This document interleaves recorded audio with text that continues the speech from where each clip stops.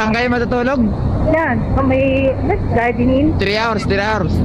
12. 12 hours. Oo. 500 yun ah. Magkano? 5. Sagot mo pa rin yan. Woo! Iba yung karisma ng pagmamahal, no? Pagbabae. Bakit ka makikipagkita sa ex mo? Ex mo na yun, ah. Kunin ko yung gamit ko. Gamit na pa saan? Gamit ko. Kasi dati nagsama kasi kami sa trabaho. Oh, Eh, nung umalis na siya dun sa may tondo, kasi nauna kasi ako umalis. oo. Kasi bala ko nga kasi talaga mag-aral ulit. Oo. Tapos, umalis na ako doon. Di natuloy yung test ako, kaya di na ako natuloy sa pag-aaral ko. Uminto ka na. Minto na ako. Kinuha naman niya yung iba kong gamit. Yung iba namin gamit, nasa tondo pa, hindi pa namin Ah. nakuha. Maiba tayo. Bakit nga pala kayo naghiwalay? Ma'am, bumalik siya sa ano, sa asawa niya. Bumalik sa asawa niya? Yes. Sino ba tomboy? Ikaw? Oo.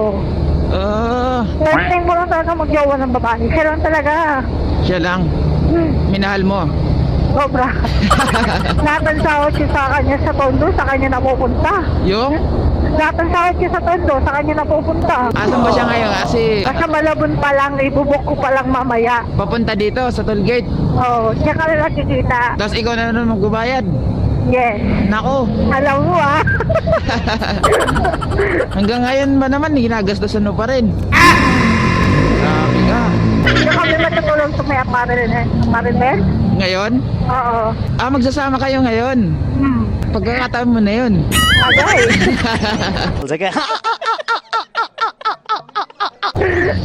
Sabi nga doon, pag nagbayad ako, ano ginagawa niyo talaga ba? Nang ano, ganyan. Sabi ko, wala, ano?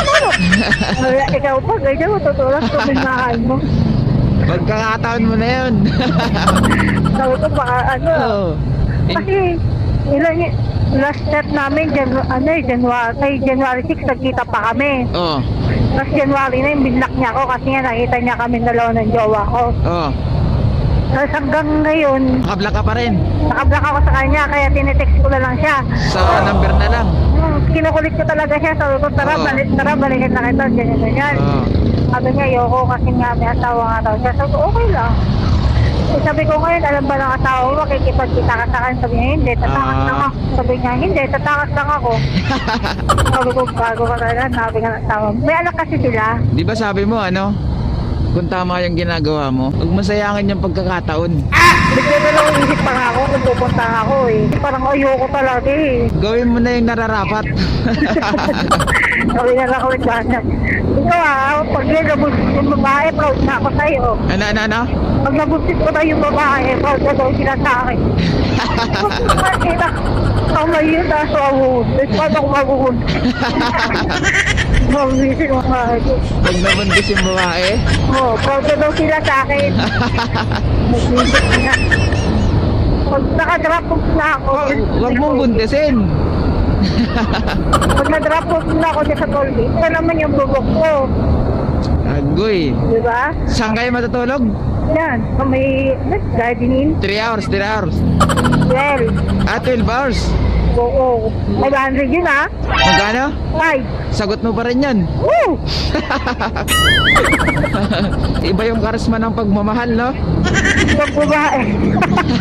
Tagal na kami dapat eh. 1 year, 1 month at dapat kami ng 23. Mahal mo pa rin. Mahal ko pa siya kaso may asawa nga. Oo nga, may asawa. Eh kaso bawal na. Bawal na. Natuto ka naman na. Gusto nga ako, sabi ko yoko na.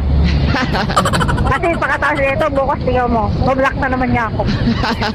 Hindi nyo gali, hindi. Sagot ako sa yoko. Huwag ka na kasi magpakatanga sa kanya.